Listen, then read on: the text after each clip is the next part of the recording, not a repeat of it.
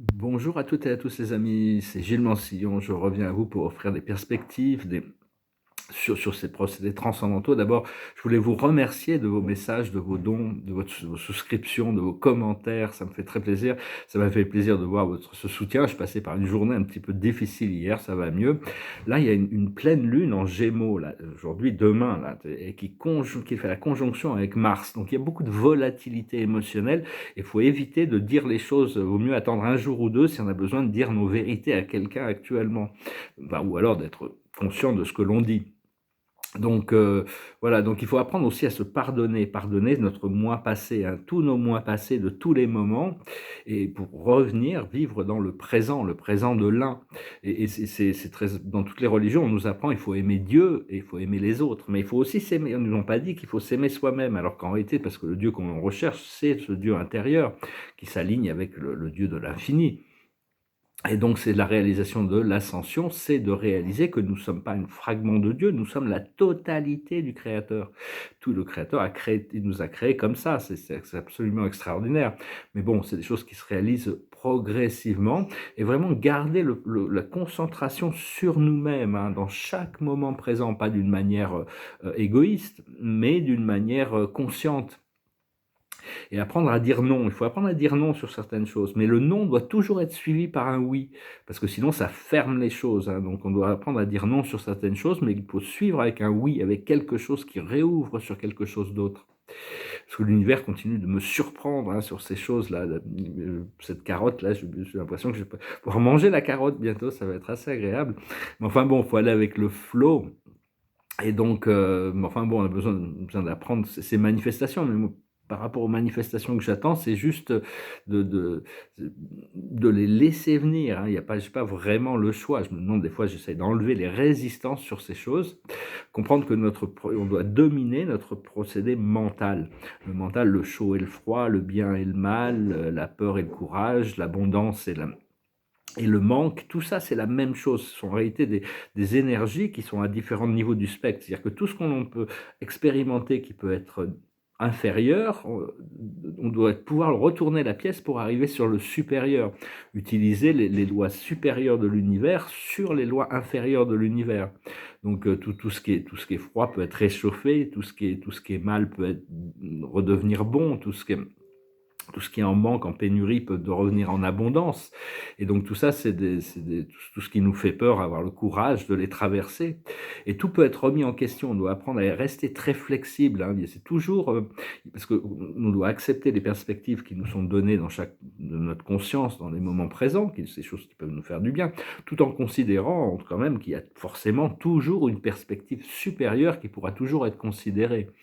Et mais enfin, c'est savoir qu'est-ce qui crée un bon ressenti dans chaque moment présent, hein, avoir assez de flexibilité dans notre esprit tout en étant quand même, resté dominant et ne pas être trop attaché à nos perceptions. Sinon, c'est l'attachement, qui peut créer des problèmes. Personnellement, dans ma charte natale, j'ai Neptune et la Lune en Scorpion, donc c'est très, très difficile. Ça passe par des attachements à toutes ces relations intimes et toutes ces choses qui peuvent encore, c'est assez difficile pour moi, enfin bon, ça correspond à quelque chose que j'avais besoin de gérer et parce qu'on est toujours en train d'interpréter les choses, les énergies, les circonstances par rapport à notre conscience.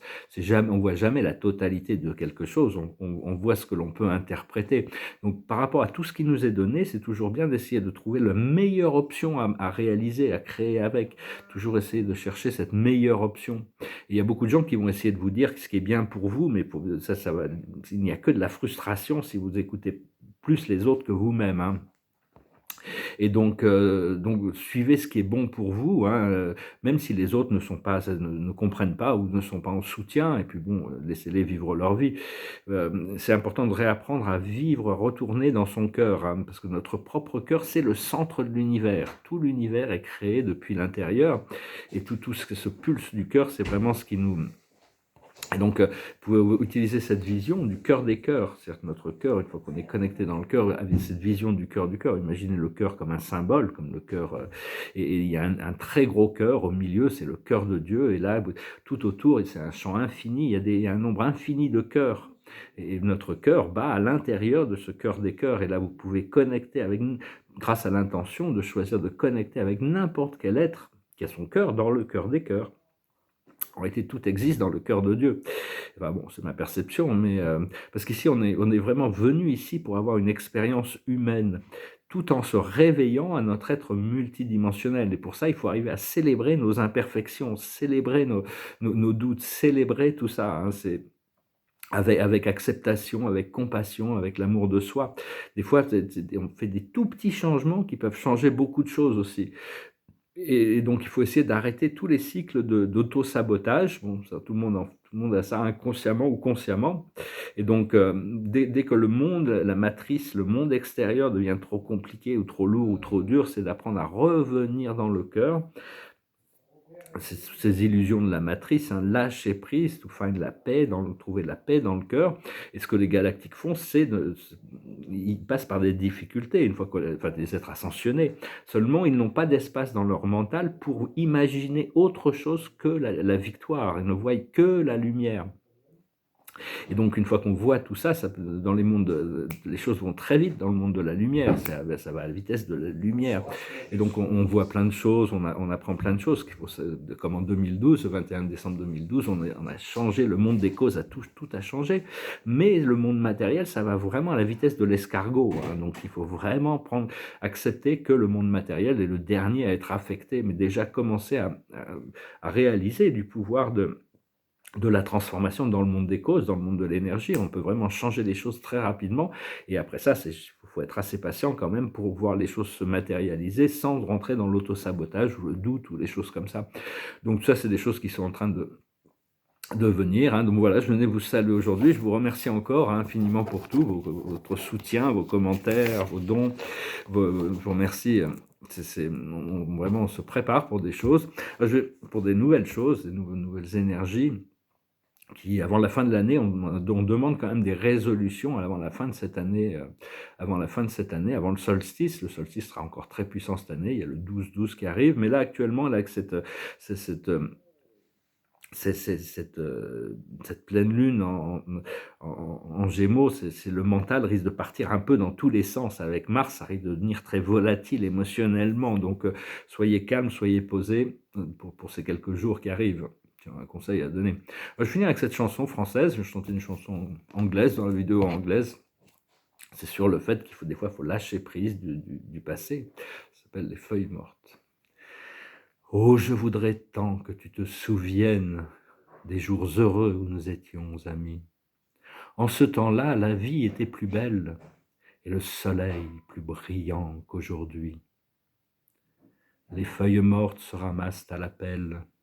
Tu vois, je n'ai pas oublié. Les feuilles mortes se ramassent à la pelle, les souvenirs et les regrets aussi. Et le vent du nord les emporte dans la nuit froide de l'oubli. Tu vois, je n'ai pas oublié la chanson que tu me chantais. C'est une chanson qui nous ressemble, toi qui m'aimais et je t'aimais, et nous vivions tous les deux ensemble, toi qui m'aimais, moi qui t'aimais. Mais la vie sépare ceux qui s'aiment tout doucement, sans faire de bruit.